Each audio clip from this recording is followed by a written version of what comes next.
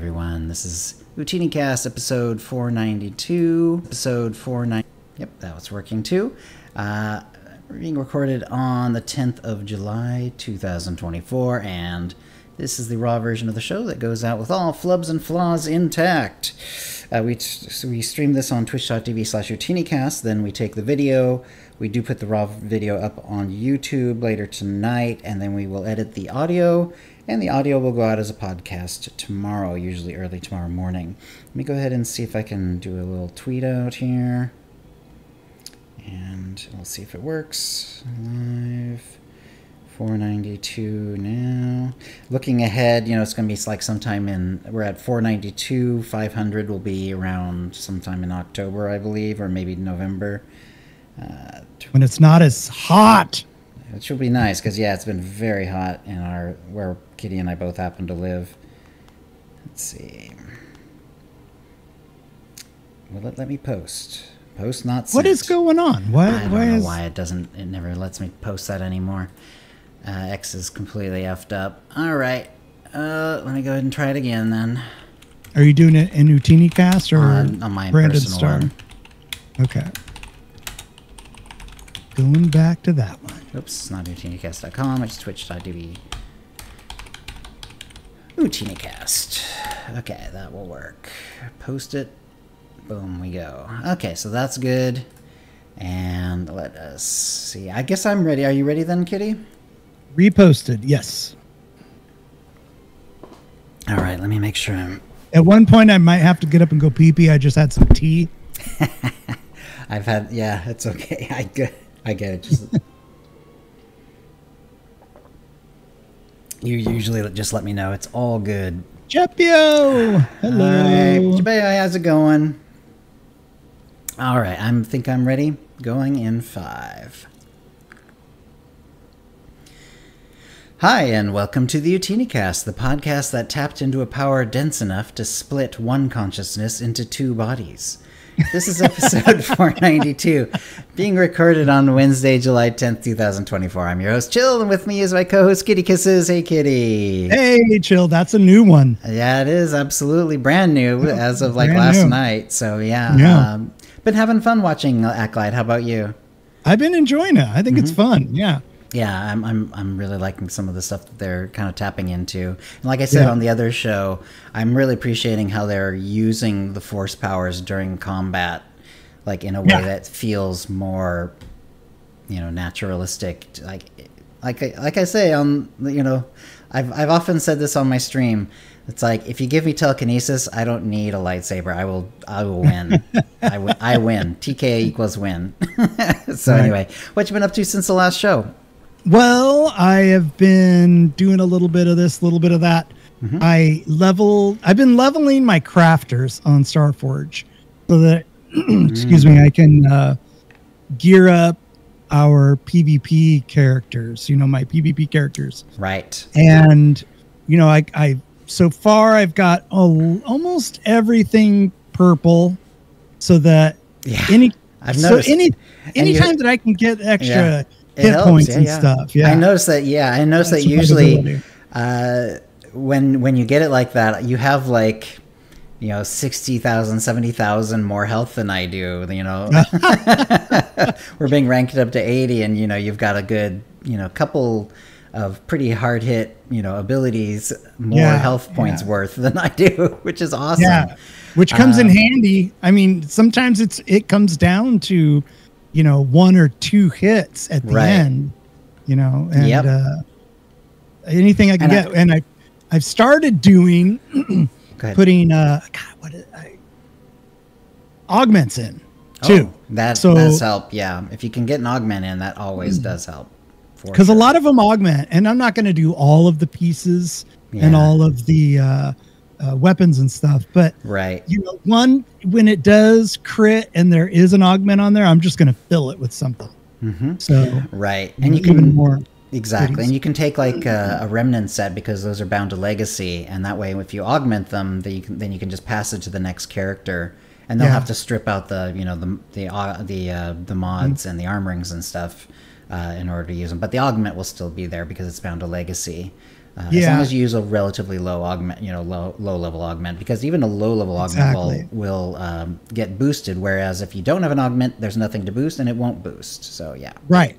And I can just pull them out of the gear as I'm going and re-put some stuff in, because the augments, usually when you level up to a new bracket of gear, the augments are 2 levels above that.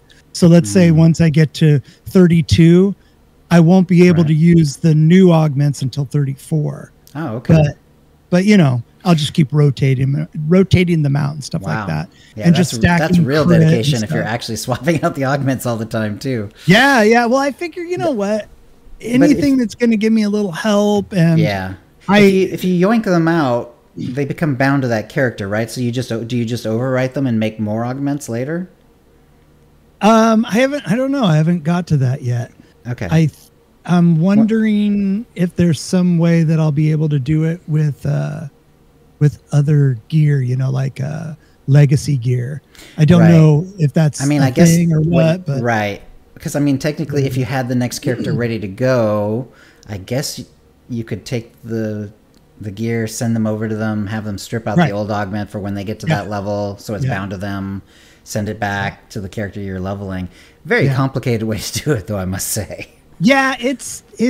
I know it's overkill, but my crafters over on Starforge aren't as robust in their crafting abilities. So on my days off, I'd like to do stuff around the house, but I have my crafters doing stuff, and I was like, you know what? I'm just gonna figure this out, see if it works, and if anything else, now I'm able to craft that stuff. So very cool. Whatever, but yeah, so that's kind of fun, and it's I don't know. I always like crafting a little bit when it's you're not really needing whatever it is you're crafting, and you're just kind of got the day to mess around and do nothing. It's kind of calming. I like it a lot. It's good. Of course, I have been doing a lot of PvP with you. Yes, indeed. And I don't know if you are aware, but we are almost at level 20 in this PvP seasonings. Yes, we're more than halfway through. I knew that. I couldn't have told you the exact level, but I knew we were like a little more than halfway through, which is good. Is it like it's broken up into 4ths or 5ths per level? We're like 1.5 of those away from being 20. Nice. And it's going so fast. It's going so fast. Yeah. Well, we have been getting like all 4 weeklies every week. So we've been very assiduous about it. So, but I, for some reason, thought that it was going to take a lot longer because this is the 3rd week? 3rd week or 4th week? 4th week now, I think. I would hope. Maybe and more. There's still several months to go. Yeah, there's a. I don't think that there's going to be, I think we're going to hit it before the end. Right. Is what I'm saying. And I don't think we have to stress at all. Right. Well, this might be the time to bring that up, because what I was thinking was often most years in the last few years, when the nightlife event comes, I'll sometimes level someone just doing the nightlife event and PvP. This would be on Satil Shan. Yeah. We could do that on Satil Shan, where we don't have any levels at all, and see if we can get some pops. If you want, if you wanted to, and if not, we could not do that. We can do that. I mean, we can do that actually on Starforge. It's true. We could do that. That would be fun. Well. But my whole thing but we already have these characters up to 35 and a little bit more than that, I think, but not much. Yeah. There's just I don't ever get any tings. I mean, I think in a week, especially in low B, I'll maybe get like 2. Yeah, 2 or 3. Low B would be bad. Yeah, high B might be doable. I don't know. It's just so the rate that those things are tinging are just so sad. Right. I really, really want them to incorporate cross-server queuing for PvP. I think it would be tremendous. That would be cool for PvP, because you and we have to go to Starforge to do the seasons. Yeah.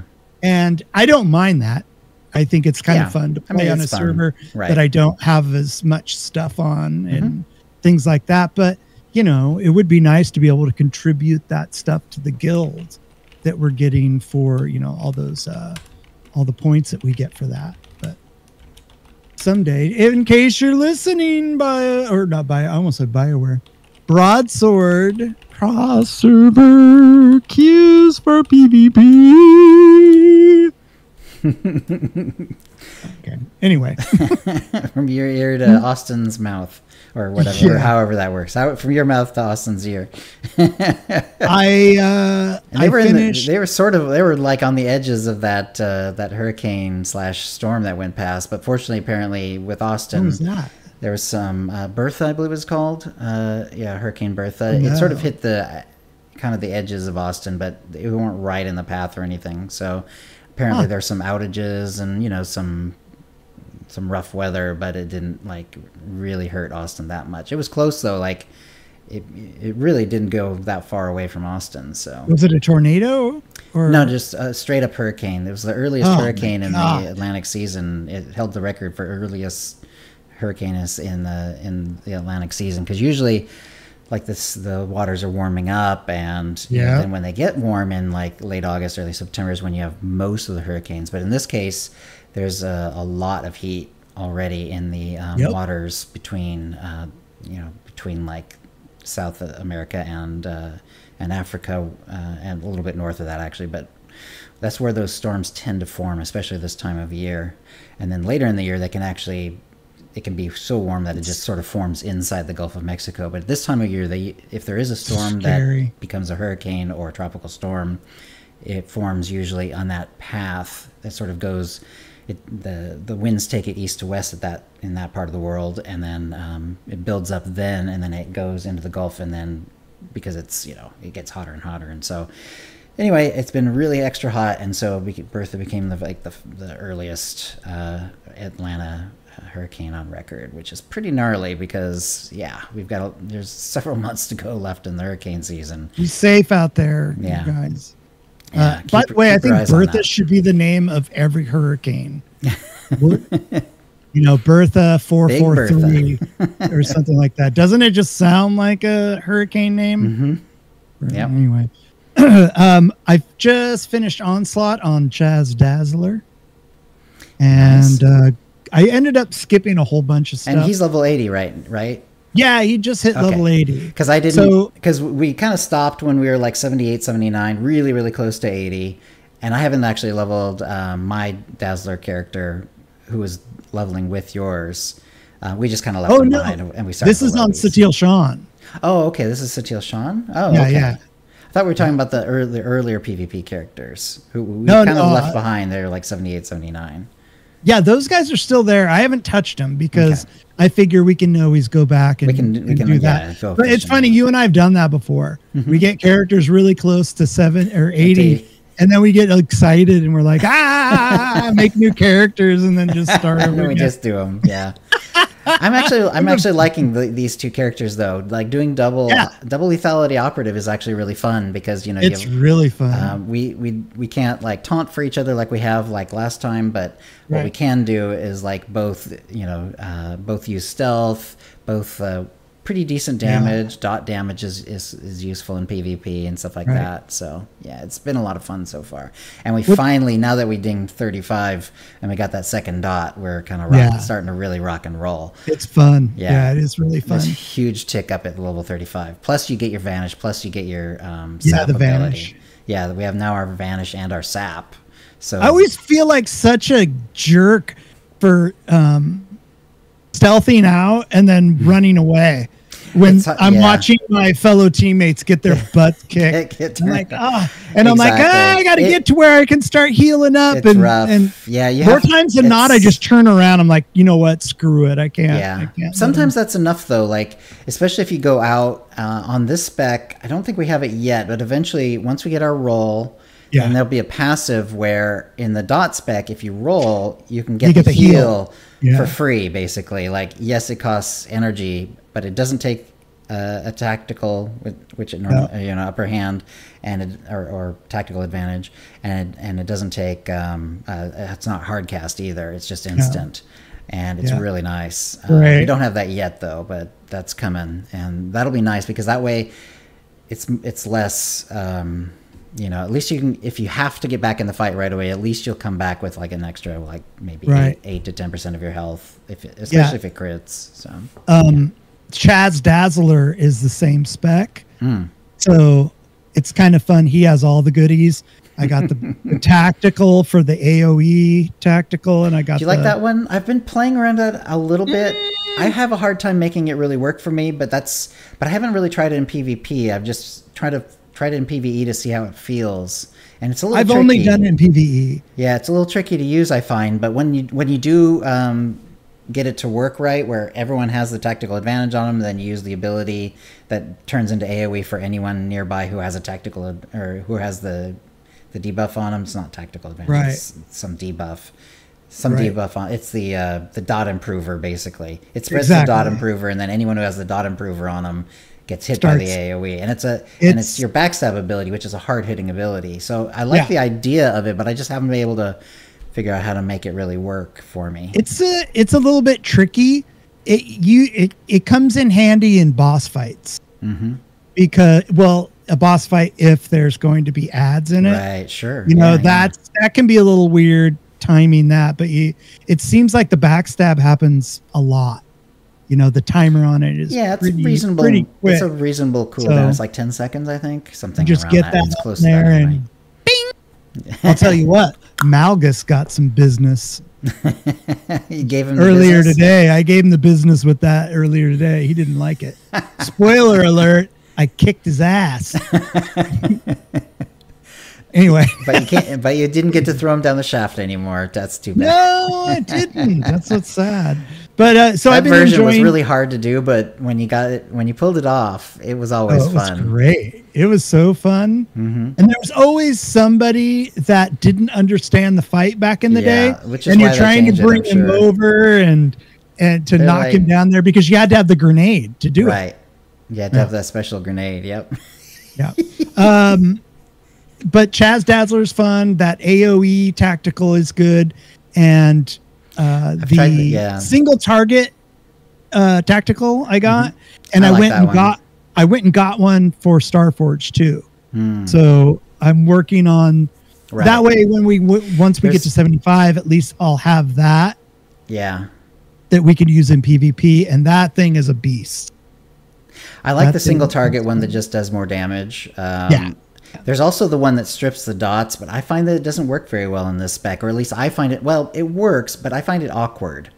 I don't know if you've ever tried the similar spec, the dot spec in Sniper / Gunslinger, but the dot stripper works way better in that one. And the reason for that is that that version of the tactical does two things. It strips the dot, but then if the gray version is on the enemy, then when you use the cull ability, then it takes that gray version and it puts it back to the normal version. And so what happens is you don't have to reapply the dots. Oh, right. Yeah, I know what you're talking about. Because you have that, you already have that passive that if the dots go away when they time out, or in this case get pulled off by the tactical, then they're replaced by that gray version that only does damage when you cull. But when you have that tactical, that gray version is there, and then when you actually do cull them, those dots come back, and they come back at full timer too, so like the full 18 seconds. That's awesome. So that version, the longer range version, the Sniper Gunslinger version, I like that tactical a lot, and I think it works really, really well. So the one thing you have to be careful about is like if you don't have your cull available, because there is a cooldown on that version of it. Then if you strip the dots, and if you don't cull it within the 5 seconds, then they'll actually go away. Then you will have to reapply the dots. But that's not really such a big deal. Yeah, it's not really such a big deal. And 5 seconds is usually enough for your cull to come back. There's like a window where it won't, but usually you'll have a cull sometime in that window. Anyway, I really like it for the one, but in the operative version, yes, you strip the dots, but there's no gray version to bring back or anything. You will always have to use 2 more globals to bring back the dots before you can start culling again. And for me, it's like it just doesn't work that well. For especially since like you've put the dot improver on them, and that's sort of like, you know, the clock's ticking because it's only a 10-second debuff on them, and you're already using 3, and then you use 3 more seconds just to bring the dots back, you know, before you can start culling. To me, that I just don't like how it feels. And you know, and I'm not saying that with like the knowledge. I haven't like tested it on, you know, dummies to find out if it actually is a damage improver or anything like that. I'm just saying I find that version of it awkward to use. So I just prefer the version where it just takes your dot improver and makes it do more damage, and that way every time you pop them with cull, you're just doing extra damage, and a single target, it works great, and it does very little for AoE. But I don't know, in PvP it might be different, you know, because the targets are have so much more health, but the dot spec does pretty good AoE damage anyway, because you're usually, you know, you're using your bushwhack or your toxic haze, and one of your dots is AoE already, the other one spreads through the toxic haze or the bushwhack, so you're doing a fair bit of AoE regardless. You have your grenade as well, that's a 6-second cooldown that tends to get used somewhat, at least when you're out of upper hands. I don't know. I feel like I do enough AoE damage personally, and I'd rather do the more single target damage. But I've read around, and there are definitely people who feel that in PvP it's better to use the one that you're saying, where you spread first of all, you're spreading the dot improver. So when you're spreading these dots, they're actually doing more damage too, which is great. But then, you know, like I said, it says that AoE backstab damage where it goes. You have all these giant numbers popping up on everyone because they've got the debuff on them, which is really cool. So I don't know. I know what I like, but I don't know if it's actually mathematically correct. I'm really looking forward to trying out that single target tactical, because I haven't used it in PvP, and I feel like I've had it used on me. And I want to turn those tables. Yeah, well, it's a little ways. We're not even high-B yet on those characters, but we've got some really nice juicy times coming up because we hit 35. We've got like about 10 levels to really rock and roll before we're bottom of the ladder again. Funny, I don't know when it was. I think it was the last time that we PvP'd. Actually, Stask is in chat right now. He's the one that he's been coming and PvPing with us. Yeah, it's been fun. He's a great healer. Yeah, and really nice. There were 2 operatives on me at the same time with and they had a healer friend. Oof. Oh man, that was brutal. Yeah, I got my butt kicked. I was like, no, chilling my idea where you guys aren't supposed to think of the same thing. But I was just like, oh man. But I can't wait to turn the tables, like I said. Yeah, but we'll be getting there soon. That's it for me, Chill. I pass the baton over to thee. Alrighty, let's see who's in the chat room so far. We got Krauslite, Japeo's here, JD's here, Quinex, Starry Saber's here, Stask is here, Z-Clef, and John Pafura is here as well. Joe Pafura is here as well. Hey, Joe Pafura. And all right, so yeah, I already in my show notes I have, we already talked about the PvP, so we're good there. The other thing I've been doing last few days, you weren't available Sunday, so I started then, and I made a hardcore character, which in the way I play the game for hardcore, because there's no official way to do hardcore, so you have to kind of make up your own rules. So for me, it's companion has to be on passive, so no help from the companion, and you can't allow the character to die. If they die, you're done. That's the hardcore character gone. So far, she's still alive. She hasn't died yet. I made Jade from Mortal Kombat. If you've ever played Mortal Kombat, she's the green ninja who uses the bow staff. Well, bow staff is really easy to turn into a dual saber. So we use the dual saber. We have her as a shadow, but in the warrior storyline. So I get to cross that up too, which is really fun. And so the idea is in Mortal Kombat history, like Jade was sort of like mind controlled by the Emperor in that, IP in the Mortal Kombat realms. So she was like, very, very dark. and then she sort of breaks free of that at some point, and she becomes a revenant at one point, which is basically like a zombie, only with a little more brains, but not all that much more. Anyway, brains. So all like gray skin and white eyes and stuff like that. So so I went very dark, sprinted dark, like did like diplomacy, just worked on diplomacy only with dark dark points. Oh, right. Just so straight, just dark. And we just got to the part where she's going to sort of like break free and become her own person. But I don't think she's going to be full light side, but she'll be more neutral. She won't be like dark anymore. Mm-hmm. I also sort of allowed the dark side to show for a while because it was I felt it was like her revenant version, which was kind of cool because she starts quite dark, and then dark 5 gets you, even if you start with very dark skin, you end up really, really light. It's kind of like disturbingly light, even if you start really dark. So it was like she was all, veined out and all that stuff. And it was cool. Verica's face. And we just got betrayed and sort of broke free from the mindset that that we had to be kowtowing to Barriss and the Emperor all the time. And so she'll be more neutral while she sort of figures out what kind of person she is. And I won't have to do all dark anymore. I got her to dark 5 inside of like level 40, which is really fast. Are you level 40 now? Yeah. Okay. I've done a lot of leveling the last few days on her. I started her like on Sunday, and like today she's like on Belsavis. It's like crazy. I did one of my streams was extra long and stuff like that too. It's been really fun doing the backstab spec that just feels more accurate to the way she plays in that game. Yeah, the burst spec, right? Not the dot, not the hatred spec, not the dots. But yeah, let's see. And then, and so I got to see something because I'm usually like kind of a softie at heart, and like even if I'm doing a dark character, for example, I will take off Vet's collar pretty quickly, either the first time she asks or the second time she asks. Well, this time I hardlined it. I actually shocked her, even when she asked me. Like every time she asked me, she shock. Turns out that something happens that I didn't realize could happen if you do that. Did you know what I'm talking about? I know what you're talking about. Okay, well, if you, I guess this is a little spoilery, but whatever.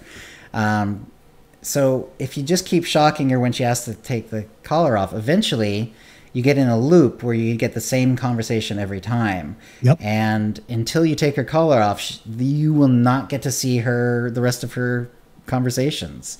Yep. So yeah, so eventually it's like, okay, I guess the next time I'll do something else. And I even tried to get it sneaky where I take off the collar and then I put it back on her, which is extra evil. But then it just went back to that same conversation again. Yeah.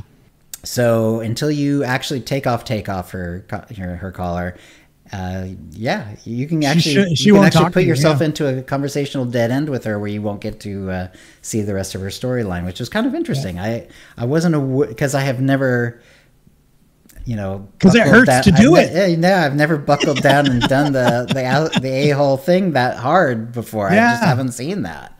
So that was interesting. I liked seeing that. It was not a lot of fun doing it, but I liked seeing it. And as far as I know, there's no other character class companion or anything like that where you can kind of do the same thing, where you can just sort of cul-de-sac your companion and not see the rest of the story with them. Yeah, and I guess if I was being if I had truly stuck to it, then I would just have done that, and I just would never have talked to her again, essentially. Which is interesting. I've always buckled. I buckled eventually just so I could see the rest of the story. Right, yes. But I wonder what happens if you don't buckle. I don't know. I guess. I'm gonna have to try it. I guess you just even though it's gonna break my heart because she's my favorite companion. I guess you just don't see the rest of the story. Is all I can imagine. I don't know how it would change. I can't imagine it would change anything like in chapter 13 when you get her back, Profit and Plunder. But it might. I don't know. She's not very happy with you when you're doing that. No, not at all. She is way, way unhappy with that. So yeah. So I'm considering assuming, and I sort of have an internal rule with my hardcore characters. If they get to the end game, so in this case 80, then I break that, then the shackles are off, and I can just treat her like a normal character after that. But we're nowhere near that yet. I just finished Belsavis, so we still have a long way to go and a lot of things to not die to. She's gotten kind of close a couple times, as you expect. As a shadow, she's pretty squishy, and I don't have a companion helping me, so one of the things I did to sort of help mitigate that is I actually did make her a crafter. So she has biochem, and she's just making shield adrenals, so she has an extra defensive cooldown. And also, like, if I want to, I can just, have enough med packs that I won't have to think about it. I won't have to worry, like, oh, do I need to save these? No, I just have all the med packs I want, and I can just use them, like that. Yeah. She also has, stims for every level. So I'm trying to keep like her gear up and everything else. I'm not, I don't, this is, even though it's on Sadil Shan, I did not do augments, but I have pretty good gear for her other than that. So it's been a lot of fun. The backstab spec is pretty squishy. I basically have I have one defensive cooldown, and because of the shield augments, I can use that. And other than that, I don't have anything else. Eventually, we'll have the I forget what the title of it is, but it gives you basically 3 seconds of immunity essentially to force and tech attacks, and that's on a 1 minute cooldown. But that's not until like the 60s. It's like level 60 or 68. It can't be 60. It's got to be like 64, 68. Yeah, it's that's a long ways off. So she is. We'll see if she makes it. But so far so good. Been a lot of fun. And and then other than that, I did just barely touch the nightlife event. I just did it off stream actually. I may do a PvP leveler or not. I'm not sure, but it'll be fun. There's some differences. We can talk about it later in the nightlife event this year. Mostly because let's just talk about it now. There's basically a second buff. So if you've played the nightlife event before, that when you do the smuggler machines, it gives you like a little happy hut thing. It's happy like the hut. Yeah, it's like it's feeling lucky. I believe is the name lucky, of the actual name of it. It has a little hut, little happy blue hut. And then when you do the other machines, it gives you a little bit higher chance of not failing, and also of getting an actual higher level bonus as well. So it's worth having for the most part, but it's not so much of a buff that you couldn't just skip it. Yeah. Well, now there's a second buff. It actually comes on the second level of machines, and so once you have that one, it'll help you with that machine, but also especially with the Emperor's machine. So right. Yeah. Or machines, because there's also like this sort of ultimate Emperor machine as well, where you can use multiple tokens, and it gets very complicated. There are some decent guides out there if you want to find out more. It's not the sort of thing that can easily just be talked out on a show. But basically, yes, there's a second buff now. Something about happy karma or something like that. Good karma, yeah. So you take that buff, and if you have that buff and the other buff, it really does. Apparently, it really helps you on the Emperor machines, and so it's worth having at that point. For when you're using your Emperor's tokens. I am since the thing has happened, so the event has started, so we're starting to see the Emperor coin drops anyway, just randomly off of various people. I believe you can get lower level tokens as well. That mostly happens from like boss fights and stuff like that, but because I've been doing solo stuff, I mostly see the very occasional Emperor's coin instead. That was my tip of the week. Okay, go for it. Killing random NPCs. Mm-hmm. They have a chance to drop the Emperor's casino chip. Yep. And I did a little bit of I needed like 5,000 more for the conquest on one person just to get him to 100,000. And so I just went to like a low level thing where everything was gray to me, and the Emperor coin still drops, even if they're gray, it doesn't matter. As long as you're killing something that has a chance to drop anything at all, it can drop the Emperor's chip. So cool. It's not super common, but it's all good. And yeah, so there's basically like a new helmet that has the cool sort of funky glass effect like the goggles did over the last couple times they've had the event. Those are still there, of course. The high roller shades, I believe is what they're called. And then this one has it's kind of a fairly round pilot helmet sort of look, but has the really cool glass on it, which looks pretty cool. Very slick. Yeah. All right, so good enough.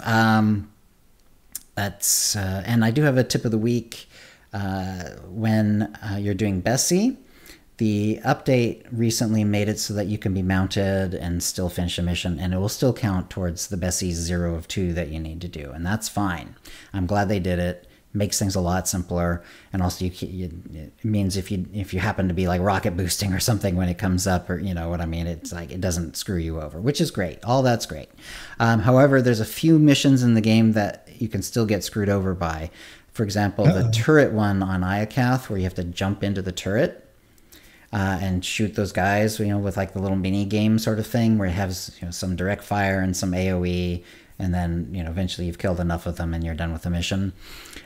When you jump out of the turret, your companion's put away. And if the companion's put away completely, like there's not even anything in the lower corner at all, then if you accept the mission rewards when Bessie's not out like that, then you get screwed over and it doesn't advance it. So yeah. Ouch. Yeah, so, and it's sort of a weird one. That's, like I say, it's not as common as like simply being mounted, but that is a mission that you might want. And unfortunately, I got stuck needing to do Iokath for level 5, so I'm having to do Iokath, and I knew about the turret one, so I thought, okay, I can do that, one's pretty simple, and then I did it, but because I accepted it and didn't realize that Bessie had been put away like that, and it just didn't advance it, So yeah, be careful about that sort of mission. There may be others like it in the game, but that's the kind of the only one that I can think of that's really like that. Yeah. Make sure Bessie's out before you accept anything. Yeah, if you're right, exactly. Before you accept it, it's always a good idea to make sure she's out and about. Pretend your character has to show Bessie the ID. Yes, exactly. Before you click anything.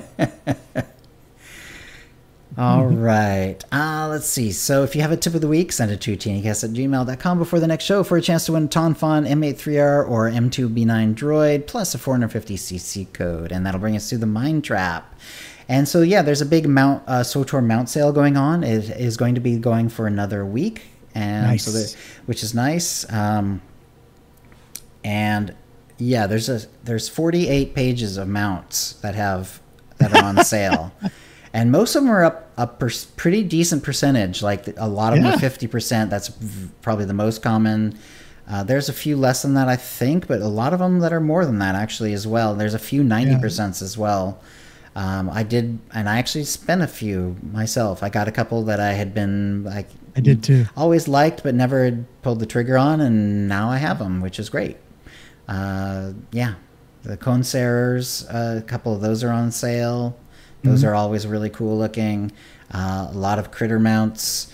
Yeah, just a lot of older mounts older mounts. Some of the newer mounts though as well. It's a whole wide gamut of mount sales, which is cool.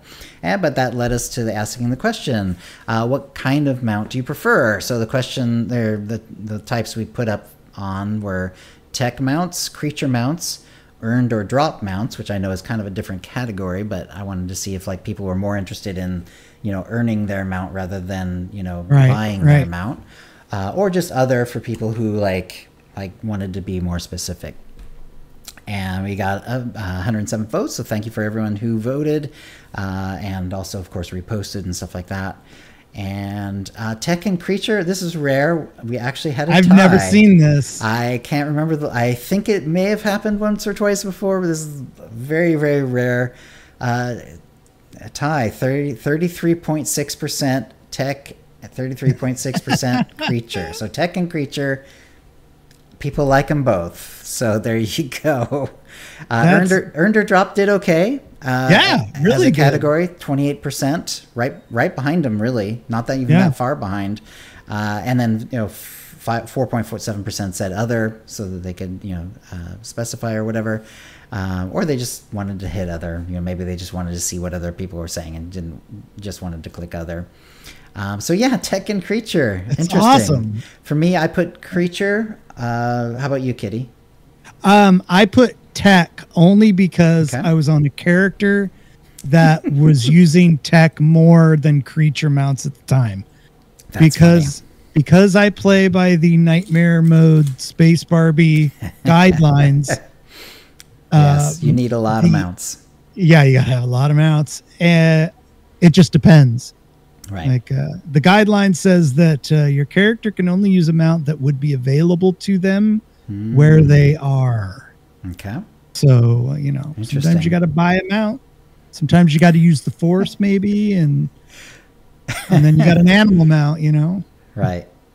Yeah, that's true. Like I definitely, there are tech characters I've had use creature mounts certainly, but yes, I definitely feel like if I'm on a force using character, I'm much more likely to want and to use creature mounts for them. It feels appropriate with, like, you know, the whole connection to the living creatures and the, you know, connection to the force sort of thing. Right. I put creature, not because I'm necessarily more, you know, for force characters, even though, you know, that's sort of the rule I tend to follow, but mostly because I have sort of like a nostalgia because there weren't any creature mounts in the game at launch, and they started adding them shortly after, but not they're, you know, not I forgot at launch. about that. Yeah, they didn't have them at the very beginning, but they had them, you know, a little time after that, and they were very sort of rare and precious for a good long time, and they still are somewhat, you know, a little harder to get and a little more rare and precious, although they're certainly easy enough to get at least something out there now. And there's a lot you can actually earn. You can get the tauntauns from doing the one operation. There's, you know, certain other ones. There's that one tech mount that looks like the Return of the Jedi, you know, speeder, brown version of the speeder that you can get. You can either do it during Kot v Kotet. I think it's fairly early in Kot v, actually. But if you don't do that, you automatically get it nowadays when you start OSIS. So you'll get one sort of Return of the Jedi, you know, speeder, it's like that black way, and yellow. No matter what. It says something and brown, so it's mostly brown. Oh, is it? It has some other colors too. Yeah, I think the idea is, remember the original mission where you got it, and you had to do it this way back in the day. It was like that breadcrumb where you have to pick up the pieces and then you attach them to the frame, and the frame is all out and the thing. So I think the idea was that it was a little rusty and a little beaten up. And I think that was the idea. Of course, there was that other old mount that actually was beaten up, and it would actually like spark and sputter. Yeah, it was like super slow. Yeah. That breadcrumb mount is perfect for the Nightmare Mode Space Barbie, by the way. I'll bet. Yeah. Yeah. Because then you're like, I wouldn't have a mount available. However, I did find that when I was watching the cutscenes in Kotfi, when you're flying to the Endless Swamp, in the back of the shuttle that you have, there's a bunch of mounts back there. Oh. So it makes sense that you could scavenge one of those mounts out. Right. So you just have in your head which ones that corresponds to, and then you use those. Yeah. That's clever. That's really clever. I like that idea. Yeah. That's really neat. Yeah. That makes sense. And you could potentially also use like those Zakulan ones, like the Zakulan sort of. Yeah. I don't know if that's one of the ones that's in the back of that thing, but it is. It's one of the night ones. Okay. The night ones, yeah. And then they actually use it like later on when you meet Eric Jorgen. You actually see those being used by the enemy. Yes. Yeah. Yeah. Yeah. So yeah. Also, there's a mount. Has nothing to do with this, but I gotta share it.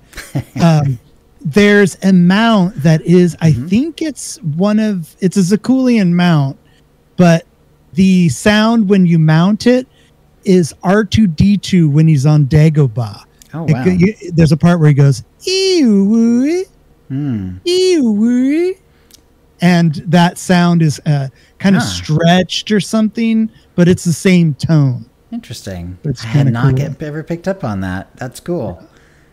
Do you know roughly which one it is, or? I know what mount it is, but I don't remember the name of it. That's fine. Yeah. I'll show you. I'll have to figure it out. Yeah.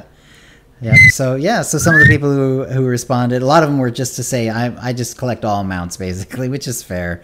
Although one person said, I only use Varactals. I got them all Legacy unlocked, and I randomize them when I use them on a mount with a random mount option. Just love the Varactals. Hey, I do too. I love them too. That was actually my first creature mount. When they started coming out with creature mounts, I had a hard time getting the Tauntaun. You could get one by doing like a whole series of missions, but I was just I just could not be bothered to do that. And yet I wanted a creature mount. And eventually, I actually got it as a gift from someone in the guild, which was awesome. Oh, cool. And that was the black Varactyl, and I still use that quite a bit. But I have I think all of them unlocked, or maybe all but one unlocked now. And you can actually get Varactyl with cartel certificates from the cartel vendors on the fleet. Yes, as well as a few other mounts, both tech and critter. But there is a nice Varactyl on the fleet that way. And this is the time to get them, because the Nightlife event is live. It's the easiest time of year to get cartel certificates. They're kind of difficult to get. Otherwise, you can sort of get. I think you still get them from those packs, the packs. But also, I think you could still play those. The other machines, like the ones that aren't from the event. Oh, right. People have them on their guild ships and stuff like that. The personal slot machines. Those slot machines. You can get them that way, I believe, still. But the easiest way is just to play the Nightlife event. It's around, and you're gonna get Emperor chips anyway, as long as you're doing anything in the game, pretty much, as long as it involves fighting. So or at least PvE fighting. Anyway. All right, and let's see. Let's go ahead and go to the holo feed. So this is one of those times where, like, our last episode was right near the end of the month. So of course, the stuff that where they tell you about the next month stuff happened right after we did the show. Yeah, it happens. Nar Shaddaa Nightlife is now live. Fortunately, this one actually just came live July 9th. It goes through August 20th. So we have, as per usual, a little bit more than a month. I think it ends up being 6 weeks total. Yeah, something like that. Yeah, as long as you can get there, there's no real requirements. You can, I guess you have to be level 10 at least, but to be good, to sort of get to the fleet, and then maybe you could drop out of your stronghold. I guess that's probably the way to do that at the lowest level, or you just finish your capital world and get your ship. And then you can also good to go. There is a way to kind of skirt it by getting, you have to be a certain level, but you can go to fleet and get the heroic missions for Nar Shaddaa, and you can just travel that way too. Cool. Yeah, I think you'd have to be a little higher than, I think you'd have to be in the mid-20s somewhere. It's usually like that. They usually set it for slightly higher than like the final level for that planet, as far as like what critters are on it and stuff. All right. Anyway, the Nar Shaddaa Nightlife is back up. All the stuff from previous years that is all pretty much still available. The High Roller Knight armor set. There's those companions. Several different types of mounts. Lucky Praetor and the Kingpin Grigna mount. There's the Decos. The Decos, the pets. The claw, the little claw machine pet is still there. Yeah. And more, exactly. And now they have the new fancy helmet with the cool effect in the front, which I definitely want. And I really had a hard time getting the High Roller shades last time, so hopefully I'll have a little more luck this year, but I wouldn't count on it. Didn't you end up looting like several? I ended up getting 2, but it was like both right at the end after I was like really trying, and I finally got one. And then that was like almost the last day. And then like on the last day, I was like, oh, this character has a couple of chips. Let's go use them. And then I got a second one. It's like, oh, of course, right. After I'd spent like hours and like a few million, many million credits. Anyway, it was crazy how hard I tried to get that silly thing, but it was fun. I didn't really, it sounds like I'm, complaining, but it was, I don't know. It's just kind of funny. I just really wanted to bang my head against that sucker.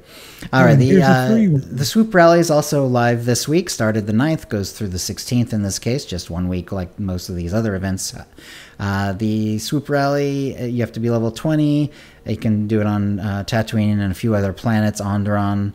So it kind of depends on which planet you're going to, but You can be Tatooine and be like level 20. You'll be all right. There's 3 different groups of folks with different reputations, and you know they all have their own mounts. They have armor, pets, all that good stuff. And I guess if you get to the very end, then you can also get the special tactical that will actually speed up your mount speed, which is cool.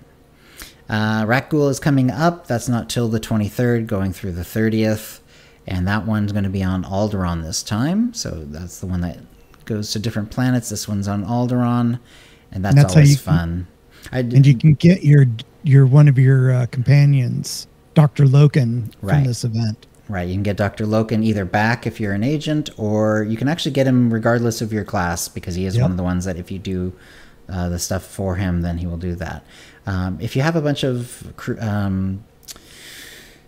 what's it called, crew skill materials, then that will actually help, because there's one part of it where you just if you give him a bunch of crew skill materials, it gets his level up, and then you can just get to the next step, and that actually helps a lot. So if you happen to be not too new on a server and you've built up some stuff, you can sometimes do it that way, or you can buy it on the GTN, I suppose, or if you have scrap, you go to the scrap vendors.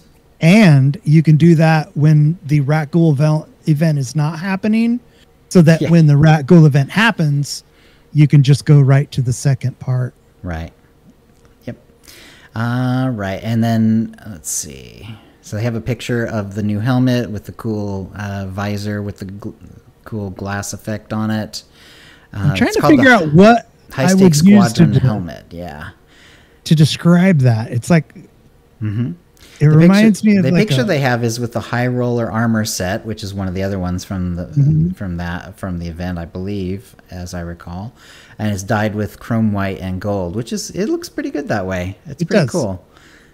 And let's see, they've already talked about that. So moving on. Oh yes, and players with a keen eye will notice that modernization has begun on Nar Shaddaa, and so the first updates are to the slot machines around the planet. Both and also in the nightlife event, and also in your strongholds if you have them as decorations. And they show some on their website side by side, and they are a little nicer, I think. And it's going to be fun to kind of, I was there, but I didn't really notice too much of a difference when I was there. But it's like now that I'm looking at it side by side, it's like, oh yeah, that is a little bit nicer. Yeah, I noticed that the dance floor deco. It's really reflective now. Oh, cool. It looks really cool. Yeah. And they have one in the nightlife event area. That's where I saw it. I was like, holy crap, that looks great. Cool. I'll definitely do that then.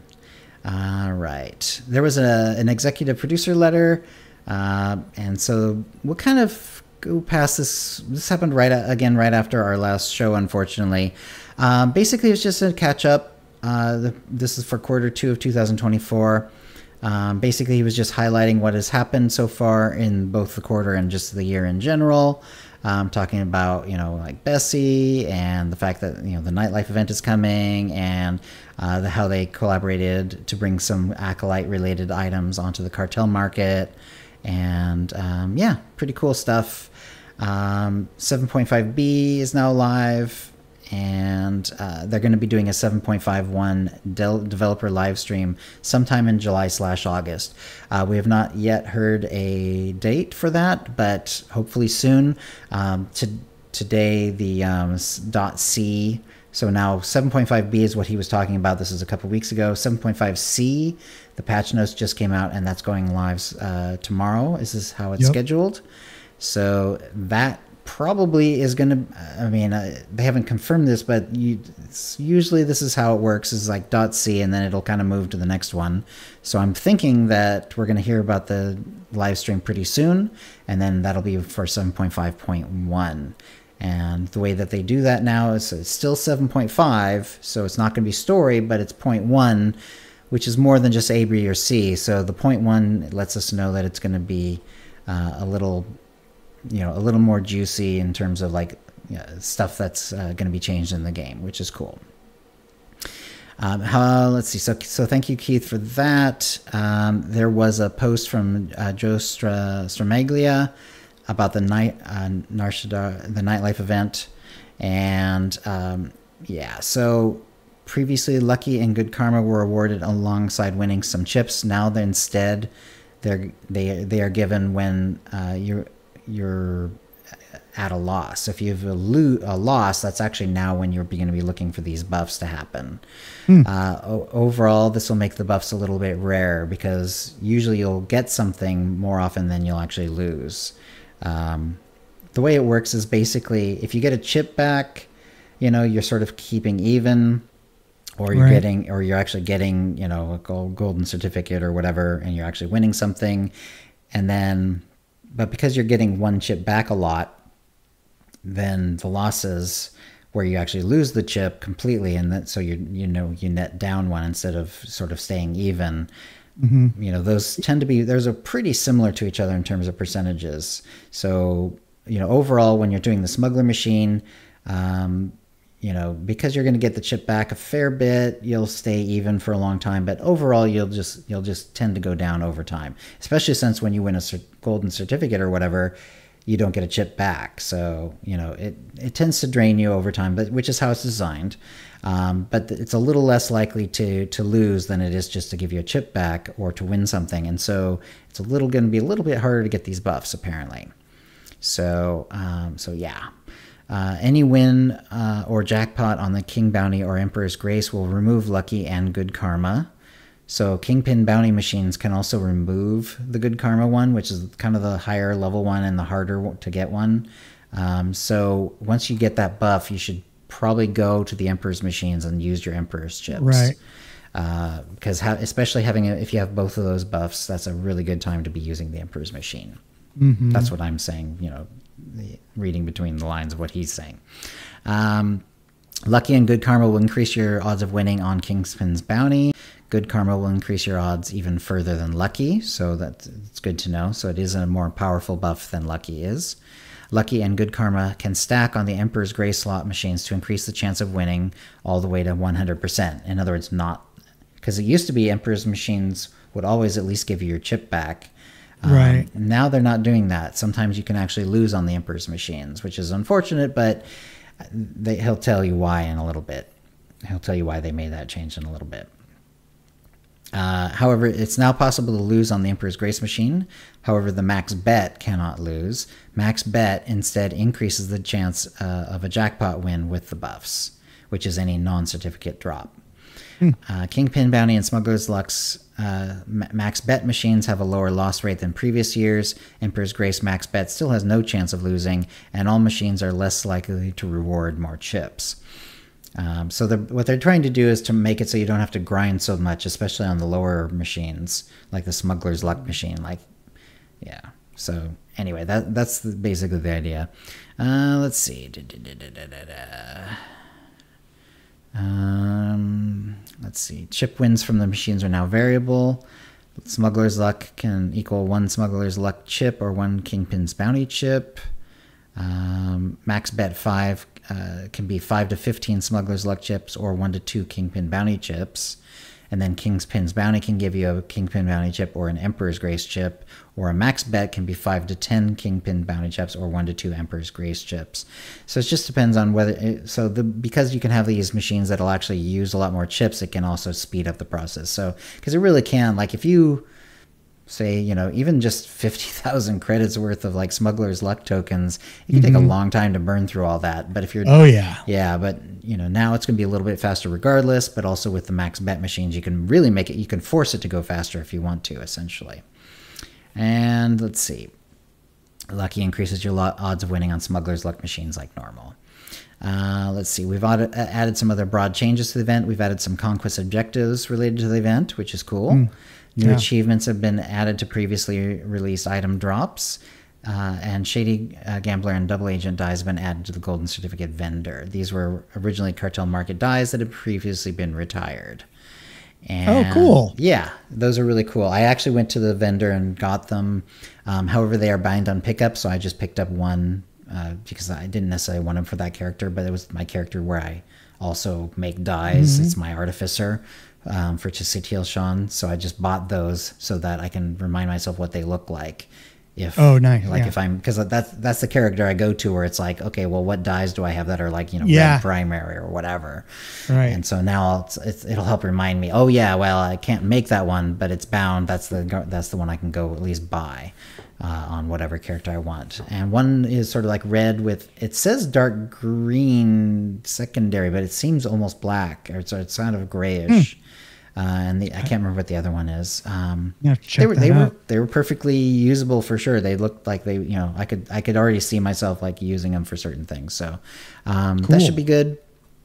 And let's see. And then he did a follow up to that one too. Joe Stromaglia did. Let's see. Legacy currency instead of character. Unfortunately, it is still character by character based, so any character you've played might have Emperor chips, and you might have to go take them all to Nar Shaddaa. And this is something we talk about internally quite a bit. We want to make changes to the way the currencies work, and making them legacy based instead of character based is one of the proposed changes.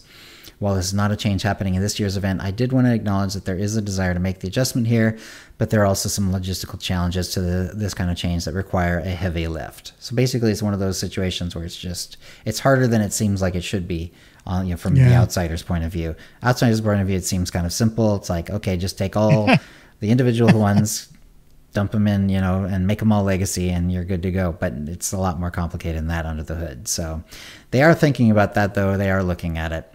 Less chip rewards and odds. Previously, the way chip rewards worked was that most plays just gave you back the chip you spent, or gave you many of the lower tiered ones. In most cases, these games ended up being slow losses. This is not an ideal workflow. With the new adjustments, the revamped odds give you a higher chance of winning an actual prize, or just removing the chip, meaning you should come out with more rewards for less time investment at a cost of less chips won. We'll be monitoring this change, especially since it could reduce engagement with the machines. The intent behind the change was to increase reward output and decrease time spent. If we find over time it does not remain engaging, then we can adjust this in the future.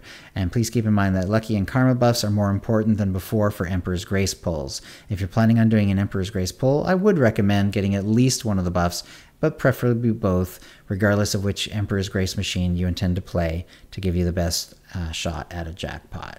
Good to know. Yeah. And since your Lucky can actually go away if you use the middle machines, what you might want to do is like go for the buff on the middle machines first, then just try to get the Lucky buff on the smuggler one, especially since the middle machine buff, the karma 10 buff, minutes. It lasts longer. It lasts 10 minutes. Yeah. Whereas the Lucky one's only 2 minutes. So it's one of those things where in the past, what you would do is you would kind of work on the smuggler machines, get your Lucky buff, go to the middle machine, and then, go until that went away, but try to get some Emperor's chips, and then try to get the Lucky buff again, then go to the Emperor machine. But now might be a little better if you have the middle chips to just do those machines first, try to get the karma buff, then just, go and grab get the smuggler buff before you go to the Emperor buff. It's a little weird, but it's kind of cool. All right. Let's see. Credit economy. As the economy continues to stabilize, we intend to adjust the cost of the chips accordingly. So this is something we will tune over time. And so there we go. So thank you to Joe Stromaglia for the updates on the Nar Shaddaa event. So yeah, so the chips I think were pretty inexpensive early on. In the last couple of years, they went up by quite a bit, and it sounds like because there are other things trying to bring down the costs of things, and the inflation rate has made things cheaper over time. It sounds like they may be looking to potentially reduce it, which would be nice. Yeah, that'd be cool. All right, 7.5C patch notes did come out. Not too much to this one, pretty straightforward. There are various open world audio dialogue cues from NPCs and player characters that will now trigger properly. So that's cool. Those are always fun to me. Like, especially for like if I have a companion now, you go to like Makeb. There's a couple different places in Makeb where your companion will say something. And which companion I have out actually changes what it is. So if you have, Vet will say one thing, but Major Pierce would say something completely different. Good stuff. There's some mission ones. The Zyos mission Hidden Lockbox, which I actually sent them a bug report on, which is really cool to see this then. can now be picked up and complete as intended. This is not terribly important. It's not like one of the dailies or anything like that. Hidden lockbox is when you're doing the storyline and you've finished like the first sort of area, you've gone back to the up to the spaceport, and then you're coming back down to Zios for the second part of the missions. And then right when you jump down, there's like this little doorway, and there's a little thing you can click on, and it gives you a mission that goes right into that. There's like an instant door that turns green right, after you click it, but it wasn't working. Oh, right. I was clicking on it, and your character actually says something like, "Oh, this could be something I could use." And then it's supposed to start a mission, and it just wasn't starting the mission. And so I put in a bug report, and so apparently that's one of the ones they figured out. So that's cool. Nice. Yeah, Sahar's audio dialogue cues now triggers intended during the mission Sundering, and Eddie Vanapa's audio dialogue cues now triggers intended during the mission The Path Below. I'm not sure which ones those are actually. I don't remember. But so some of the audio cues are now working, which is great. 1 week left on the mount sale on the cartel market. Can you hear that? Okay, a little bit. Okay, yeah. Someone's like doing something in the other room that's really loud. Sorry about that if you can hear that. I do have a relatively directional mic, so it's usually pretty good at hiding stuff like that, but that was extra loud, even with the door shut. Anyway, so yeah, there's a mount sale still going on. I bought a couple of them that I loved, but never bothered getting. I got I really like the goofy mounts. Like the birdcage one is chef's kiss. That is pretty wild. I got the Iocath one that it's got like an arm that moves over, but you're looking through what looks like a porthole and you're just standing there with like your arm on a handle of some sort. I was like, it's some sort of weird heavy machinery thing. Yeah, it's so goofy. I love it. Yeah, great. That is a goofy one. There's some fun ones for sure. Yeah, I think I got to get that scorched dewback. Oh, okay. And I'll have all the dewbacks, but I'm part of me is like looking at those ones that are like dragons, because they're actually on sale too, or at least one of them is. Maybe even both of them. I think both of them are, yeah. And I don't have either of them. You don't? No, it's like one of the few like critter types. Like I have usually at least one of every critter type now, but that's one of the ones I don't have. Before you pull the trigger, remind me to check, because I might have an extra one. That would be cool. Thank you. Yeah, and I've gotten like, because I actually completed the Galactic Season on all those different servers, I went through and I picked up all the cartel coins and all the boxes and opened them up and stuff like that. So, because of that, I got a couple of interesting, mounts and stuff like that. The ultimate packs that I did a couple weeks ago, but I already talked about those. Actually, I got a Veranticus and a couple of other really cool things that I didn't have. Because I have had a different Veranticus, but now I have two Verantici, or Veranticuses. Verantici, I like it. Yeah. Verantici, it sounds right. It sounds, I like that version of like, Latinizing the plural, but it's all good.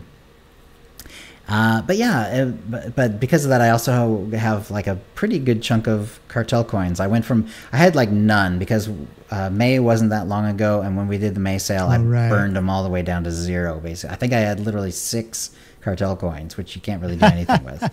And now I've got like 4,000. So, and that's after, there you go. Yeah, and that's after, spending some in the mount sale. So I'm definitely thinking of doing it, but I need to save some, because we're gonna have another sale, and the last unlock sale, I didn't even unlock everything that I could have, or even wanted to. Too. Even wanted to. Like, there's a lot of stuff that I wanted to unlock, but I just haven't. So it's all good. So yeah, I actually had to spend some unlock points to make Jade, because there's a couple of things that I had gotten, but I hadn't, unlocked yet, account wide, and I needed them for that cosplay. So it was a lot of fun. Anyway.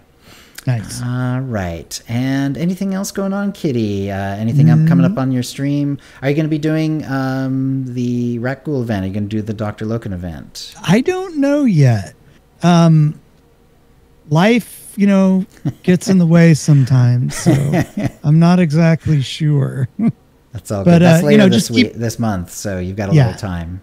Just keep an eye out. If we do it, we'll we'll shout it out on one of the social medias. Cool. Yeah, and the guild usually does do, or I think always does, the Rakghoul related Eyeless world and bosses and stuff. yeah. So that'll be fun for sure.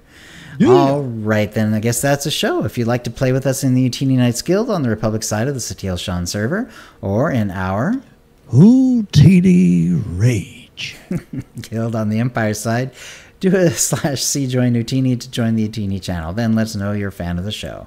You can email questions and comments about the show to utinicast@gmail.com. Follow us on Twitter using @UtiniCast or Mastodon at utinicast@mastodon.world. You can find contact details on our website, utinicast.com, which includes how to subscribe using iTunes and the rest. We record the show live bi-weekly on Wednesdays, 4 p.m. Pacific, by streaming at twitch.tv/utinicast. Our theme song is Doomsday by Jean-Paul Zogby. And thank you to the chat room. Thank you, chat, for being here. We'll catch you guys later. All right, then. Let's see if we can do a little... Thank you, Stask. Have a good one. Let's see if we can... Smokey's on. Okay, jump over to... Let me get over to the right... Let's see. I don't know why... I'm logged in as UtiniCast, but it won't let me do that from there. I have to go to the stream manager each time. All right, so... Weird. Was it Smokey, you said? Smokey's on. Let's see. Yeah. Okay. Where is he? I thought UtiniCast was already following him. Sorry, folks. This will just take a sec. Why? This'll just be a moment. This will just be a moment. Okay, let me put this on following and see if that helps. There. Okay, good. And he is doing SWTOR. Good. I like how, actually, that's one thing I do like about how they do this now. So let me start the raid up. Yeah, it's kind of cool. Yeah, because it actually helps. Like, you can do it whether following. You can also do same category, so it'll just look for only for SWTOR. Yeah. Good stuff. So thank you for coming, everyone. And Kitty and I will be doing PvP tomorrow, correct? Starting tomorrow? Tomorrow, yes. Great. Can't wait. And let's go. Bye, everybody. All right. And I'll say hi to Smokey, but let me go ahead and stop the stream, stop the recording.